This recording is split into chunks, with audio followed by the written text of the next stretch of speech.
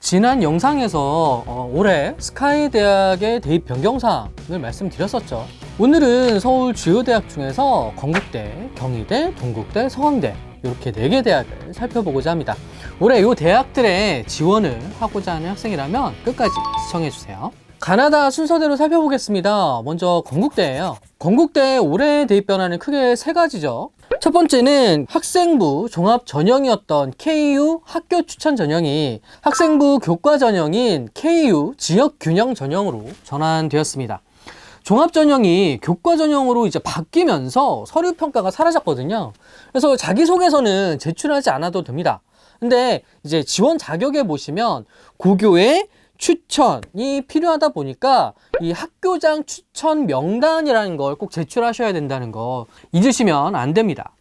그리고 교과 전형으로 이제 변경되면서 수능 최저학력 기준을 걸었으니까 수능도 끝까지 공부하시고요. 교과 전형이니까 교과 성적 반영도 중요하겠죠. 작년 같은 경우에 교과 전형은 없었지만 논술 전형 등 일부 전형에서는 교과 성적을 반영했었거든요. 근데 올해 이제 교과 성적 반영 방법이 변경이 됐습니다. 국어, 수학, 영어, 사회, 과학, 한국사 과목을 모두 반영하고 학년별 가중치를 적용하지 않는 것은 똑같은데요. 올해는 2015 개정교육과정이 적용됐죠.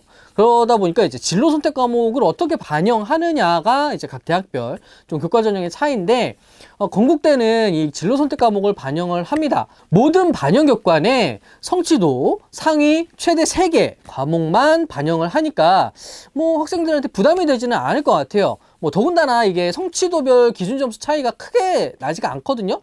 두 번째는 논술 전형에서 몇 가지 변경사항이 있습니다. 올해 처음으로 실시되는 통합수능 때문에 수능 최저학력 기준이 변경됐어요. 근데 뭐 최저가 강화되거나 이제 약해진 건 아니거든요. 다만 자연계열 그리고 수의예과 이런 모집 단위 같은 경우에는 수학을 미적분 또는 이제 기하 둘 중에 하나를 꼭 택해야 된다는 건 주의하시고요. 과학도 한 과목만 반영이 되기는 하는데 이제 2개 모두 응시해야 된다는 것도 중요한 점입니다. 또 한 가지 이제 변경사항이요.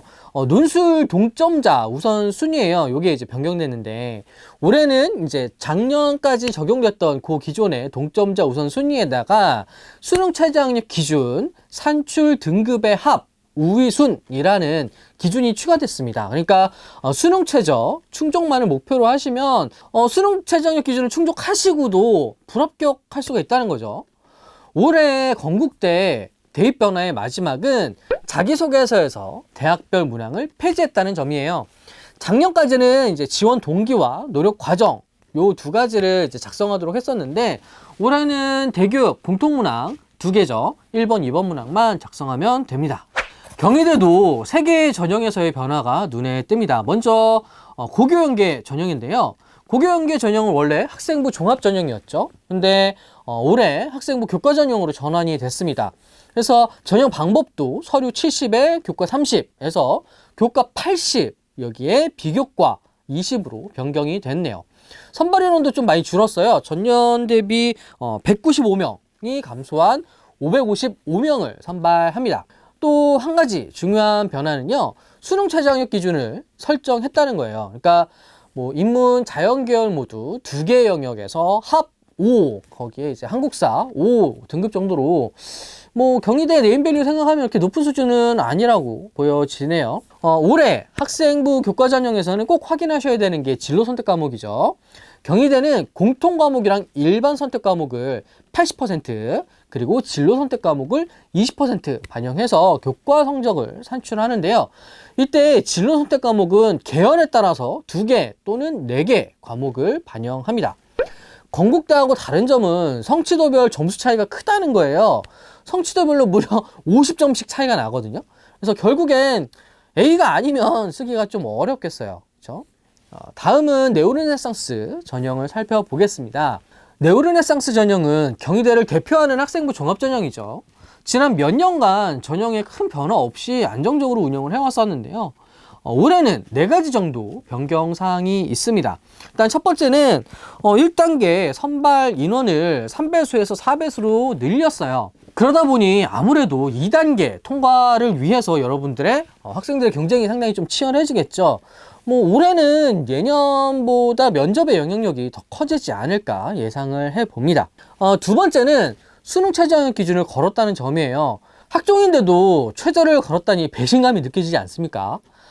그래서 각 학교랑 뭐 학부모님들이 학교에다가 이제 경희대에다가 엄청 불만을 제기하셨나봐요.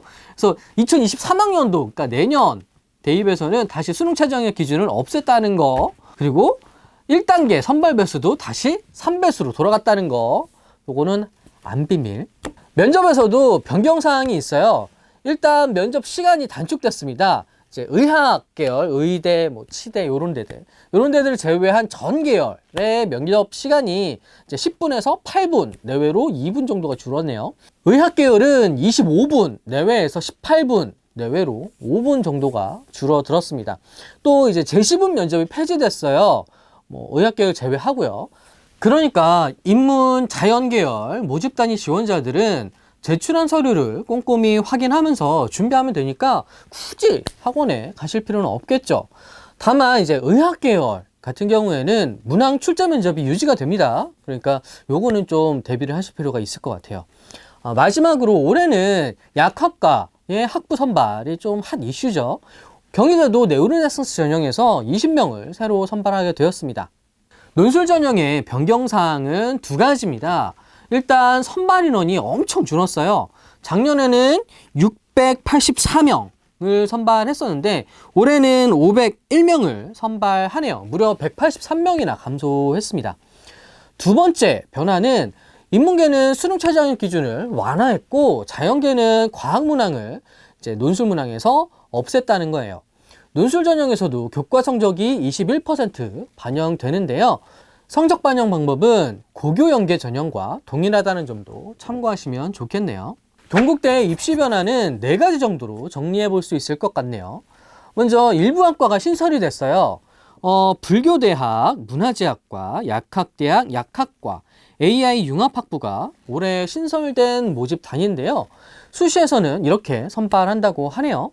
두 번째는 앞서 살펴봤던 이제 건국대랑 경희대처럼 학생부 종합 전형이었던 학교장 추천 전형이 교과 전형으로 변경되었습니다. 그런데 제가 지난 영상에서도 말씀드린 것처럼 동국대 학교장 추천 전형은 교과 전형에 탈을 쓴 종합 전형이라는 거 꼭 기억해 두세요. 일단 교과 전형은요, 뭐 60%를 교과 성적을 반영하기는 하지만 서류 종합평가가 40%라는 거, 그리고 반영하는 교과 성적에서 등급 환산 점수 반영 시에 1등급부터 4등급까지 간의 점수 차이가 0.1점밖에 안 된다는 거, 계열별 반영 교과 중 상위 10과목만 반영된다는 점 등 결국 서류에서 경쟁력이 있어야 합격 가능성이 높아지니까 교과 성적만 좋다고 무조건 지원하시면 안 됩니다. 그리고 학교장 추천 인원이 늘었어요. 작년에는 이제 5명이었는데 올해는 2명이 늘어서 총 7명까지 추천이 가능합니다. 근데 이제 인문계열이랑 자연계열 각각 이제 추천 가능한 인원이 다르니까 그건 좀 참고하시고요. 앞서 살펴본 대학들이랑 다르게 진로 선택 과목을 정량 평가가 아니라 정성 평가 한다는 점도 알아두세요. 세 번째는 두드림 전형에서의 변경 사항입니다. 일단 선발 인원이 무려 136명이나 감소해서 모집 단위별 인원 변화가 좀 심해요. 그래서 전년도 입시 결과를 참고하시거나 올해 지원하실 때 경쟁률도 잘 살펴보실 필요가 있습니다. 그리고 두드림 전형은 1단계에서 모집 단위에 따라 선발 인원의 2.5배수에서 3배수를 면접 대상자로 뽑는데요. 올해 2.5배수를 선발하는 모집 단위가 변경되었어요. 경영학과, 법학과, 전자전기공학부 이렇게 3개는 그대로인데요. 나머지 이제 건축공학부, 뭐 물리반도체과학부 이런 데들은 3배수가 됐으니까 뭐 2.5배수에서 3배수로 증가하다 보니까 2단계 면접의 영향이 더 커진다는 거 앞에서 말씀드렸죠. 그러면 이제 전년도 입시 결과보다 합격자들의 성적은 하락할 가능성이 높아집니다. 이 점도 참고하십시오. 마지막에 이제 논술 전형인데요. 논술 전형은 논술 반영 비율이 높아졌어요. 그리고 모집 인원이 102명 줄어들었다는 점도 특징입니다. 서강대는 다른 대학들에 비해서 변경된 사항이 많지는 않아요. 첫 번째는 학생부 교과, 이제 고교장 추천 전형이 신설됐다는 겁니다. 재학생만 지원이 가능하고요. 고교별로 10명 이내 추천이 가능하다는 거, 그리고 수능 최저학력 기준을 설정했다는 점, 뭐 이런 자세한 좀 사항들은 모집 요강을 확인하시면 좋을 것 같고요.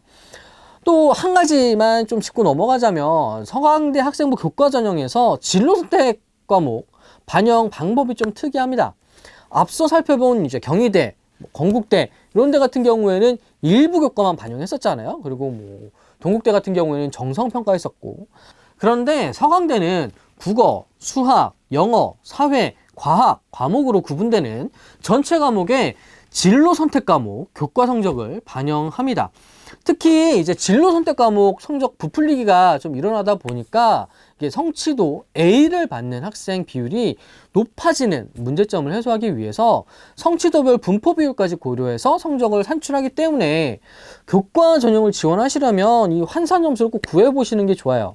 서강대 대입 변화의 두 번째는 전형을 간소화했다는 점입니다. 전년도까지 서강대 학생부 종합전형은 1차, 2차, 소프트웨어, 우수자 전형 이렇게 세 가지 정도로 나뉘어져 있었는데요. 올해는 일반 전형 하나만 운영을 합니다. 그리고 올해 서강대에서 운영하는 모든 학생부 종합전형에서 자기소개서 제출을 폐지해서 수험생들의 부담을 줄여주었습니다.